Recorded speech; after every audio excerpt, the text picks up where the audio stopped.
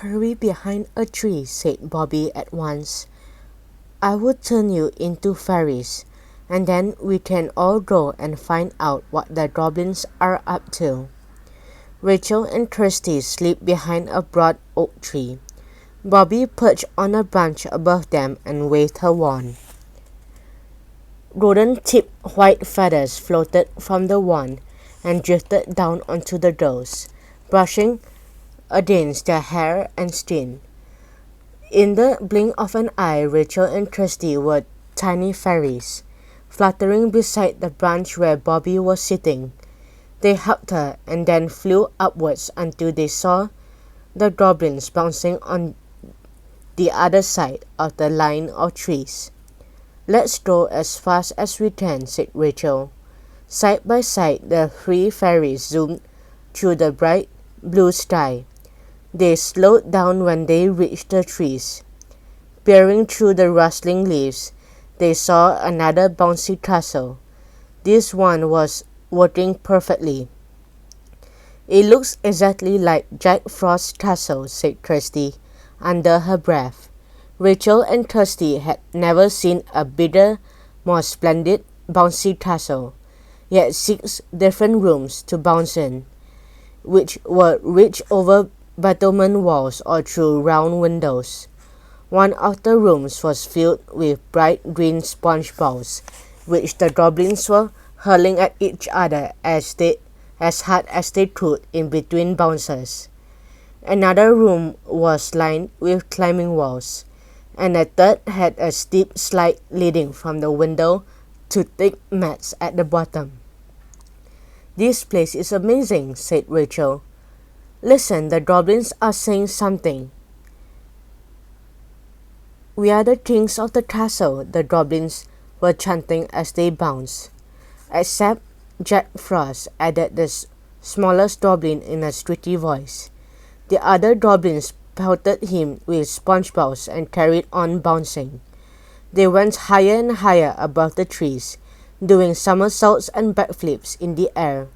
Each of them was wearing bright green tracksuit bottoms and a matching t-shirt. I cannot see any sign of a tearing, said Kirsty. We are too far away, said Rachel. We will have to get closer. She fluttered forward through their leafy hiding place, and Kirsty and Bobbi followed her.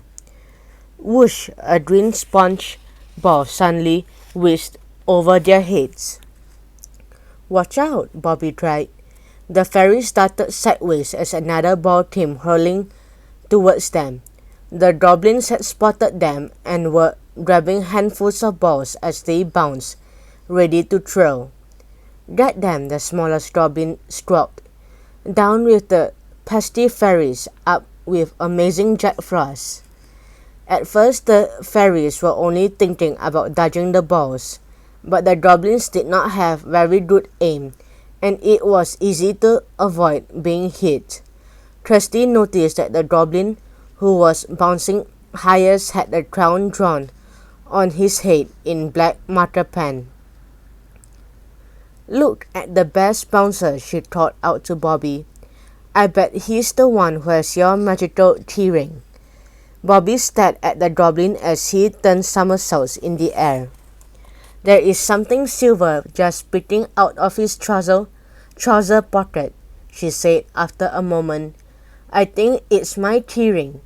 Let's die for it, said Rachel in a determined voice. We might be lucky and get it. They zoomed towards the goblin in single file, and the goblin squealed at them in fury. Stop, go away, get them.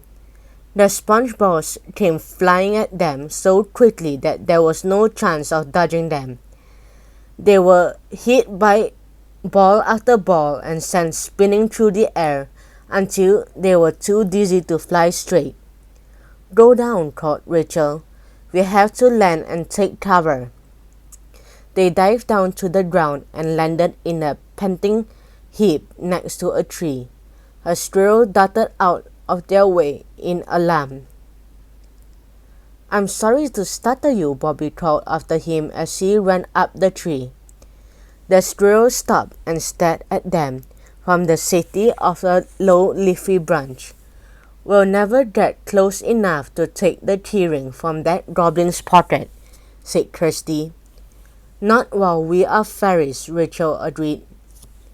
But maybe there's a way we can do it as humans. Bobbi, please can you turn us back into our normal selves? I have an idea.